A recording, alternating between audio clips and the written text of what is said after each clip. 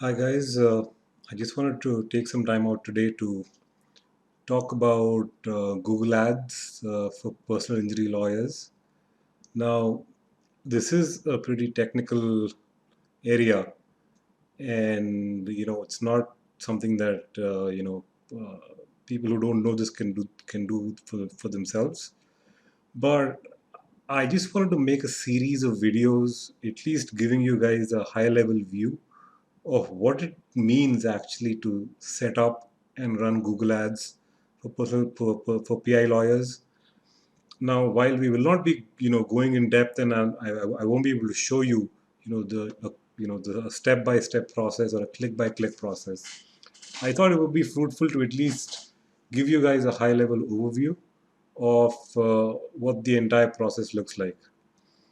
Now, as you can see, this is lesson number one, and it really all the entire campaign setup and the management, all of that starts with keywords. Now, as you know, Robert Collier was a famous marketer, and he said, always enter the conversation that is already taking place in your customers' minds. Now, I mean, we all know what this is. I mean, don't we all love it when somebody just echoes what we are thinking? Because, I mean, we all hate to be told what to think, but when somebody just echoes what we are already thinking, I mean, we just love it.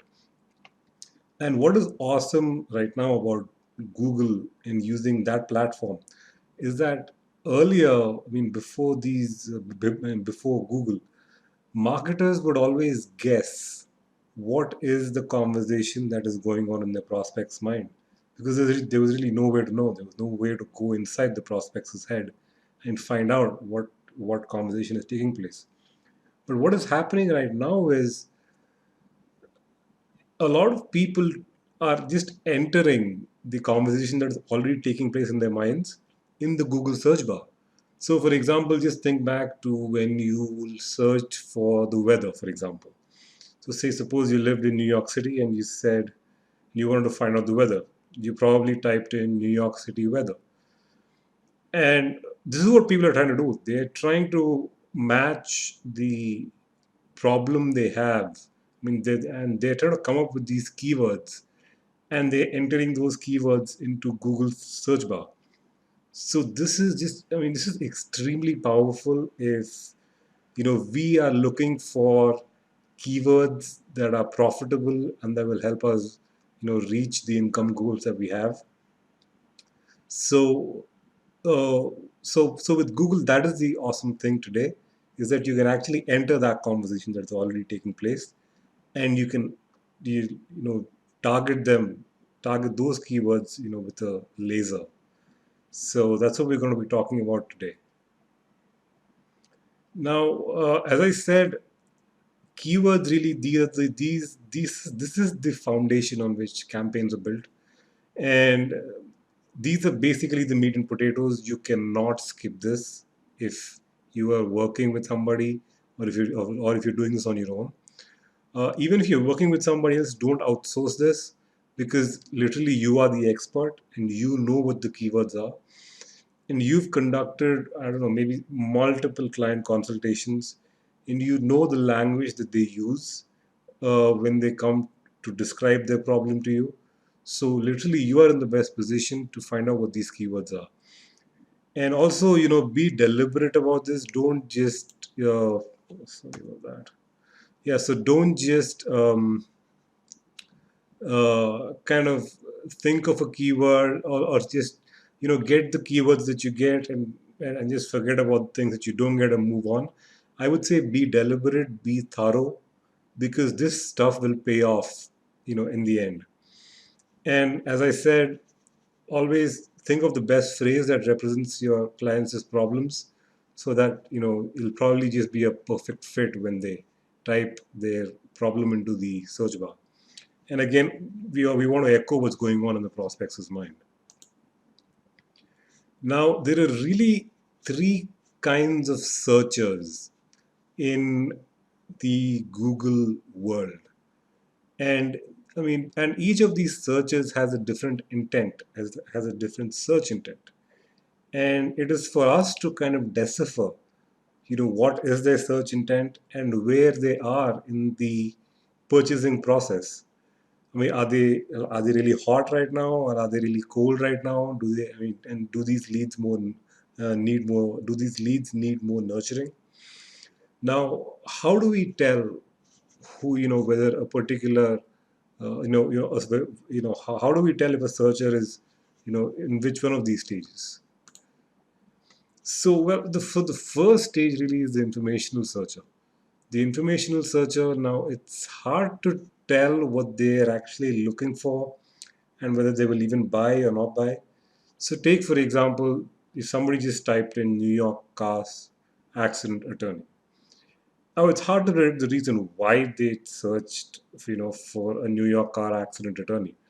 It could be for a job search. It could be they may be doing some research, some and for law review or whatever. And we don't know why they are searching for these New York car accident attorneys, and we may never know. They may buy or they may never buy.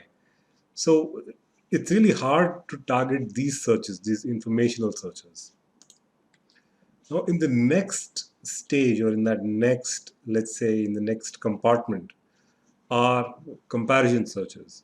Now, these are the guys who are doing their research and they have not yet decided to engage one attorney, but they're still looking. I mean, they're interested in that topic and they want to see what's out there.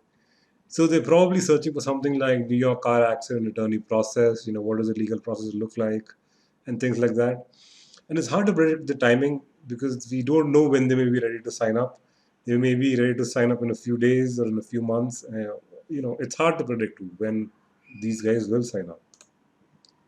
In the third category, we have buyers. Now, these are people who are looking to hire a PI attorney right now. They know exactly what they want, and they're just looking for the right fit. I mean, they're just looking for the right personality that they can go to. And just a hint, video is really good for this, for to show your personality.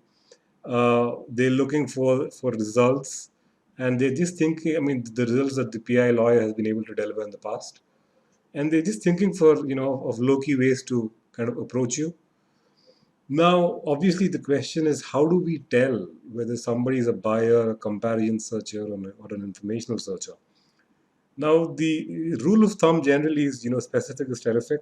So if somebody is searching for, car accident return in New York experienced FedEx truck accident rare, it's pretty likely that these guys are looking to buy, as opposed to somebody who's just looking for the process. So this is how we identify, uh, which kind of searches to even target before we even start thinking about what kind of keywords are we going to come up with. Now, once we have these three categories together, then we're going to think about how to put together our keywords. Now, the best places to look for your keywords, they're basically these four sources. So the first source is your website. So, I want you to think like a prospect. I mean, literally no prospect is going to go search about statute of limitations for car accidents in New York. I mean, they probably don't even know that such a thing exists. So that cannot be a keyword. I mean, it could be a keyword, but I mean, I guess the prospect would have to be really, really educated to kind of even search something like that. So I want you to think like your prospect. Again, think back to your first consultations, and I want you to I want you to put yourself in their shoes, and then kind of just go over your website, because I mean, the services that you provide. So you have, whatever, a car accident, a bike accident, all these keywords. There must be hundreds of keywords in there. And think of synonyms. Think of what, it could be a motorcycle versus a bike, for example, and put all these synonyms together and just make, a list like 1, 2, 3, 4, 5. Make the entire list, and that is how you will get your keywords. Now, what I want you to do again is to kind of uh, put yourself in the shoes of the buyer when you're doing this, and also use some kind of comparison keywords. So, for example, if you say say results, or it could be something like let's just go back here. uh, your personality, but basically I want you to make a whole make a list, and kind of also include a few comparison keywords that they may be trying to compare you with, say, with somebody else down the street, and you want to pair them together so that you have a nice good list on which which could be a really great starting point. Then I want you to go over to your competitor's website, and I want you to look I want you to look at that website and see what they have, and what ideas you can take from them, and kind of incorporate those keywords into your list. Or you could also use tools like iSpionage that literally have that you can enter your competitor's URL and it'll just pop up all the keywords. You could ask your best clients. You could invite them for a coffee. Ask them how they found you. But this is like a really slow way. I don't recommend it. Like, don't do this. Uh, Again, now the fourth tool. This is interesting. You can use something called the Google Keyword Planner, and this will help you find keywords. Now, to do this, you can do this through three ways. So, once you have made your list from your website, you can just enter that URL there, and it will just cough up all the keywords that it thinks is relevant. Uh, or you could just type a keyword in the planner, and it will show you more keywords that you can target. It will also show you volume data, like it'll show you how many times a particular keyword was searched. It'll show you some trends, and obviously set up location, because you don't care about car accidents in I don't know, car accidents in Sweden, because so you want to you want to set up location for your city, or the area where you wish to practice. Now, if we just stopped here, we would have a list of keywords, but it would be extremely difficult to get any conversions. It would be very difficult. I mean, you would get a lot of traffic, but it would be very difficult to identify the right kind of traffic.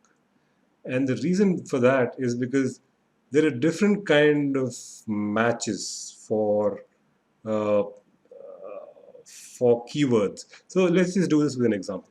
So, I mean, actually just remove these, quotation marks, just disregard them. So somebody searched, so if your keyword was car accident lawyer, that was it. And there was no quotation marks. So what would happen is you would get a lot of traffic. You would get a lot of people coming, but you'd never get any conversion. And this is the default setting, by the way, because we really don't know, what is being searched for, because we don't know if they're searching for how to become a car accident lawyer. We don't know if they're searching for what do car accident lawyers in New York City do. And there could be a million different reasons why these people are searching for car accident lawyer. So never just never put it just have car accident lawyer without parents, or without without any symbol, because that is very dangerous. Now, the second type of match is called the exact match. Now, exact matches would be if you type car accident lawyers NYC and you put these kind of square brackets around them, that would be an exact match. So you would show up only if they typed this exact language, and you would never show up otherwise. Now, while you would save on wasted clicks, there is still a lot of room for missing opportunities. So, just misspellings. We don't know if somebody misspells it, you'll never show up. Or even if somebody kind of puts something before and searches, if somebody searches for best car accident lawyer and best car accident lawyer NYC, you won't show up. So this again can be used, but it's not the most effective. Now you can now there's something called the phrase match.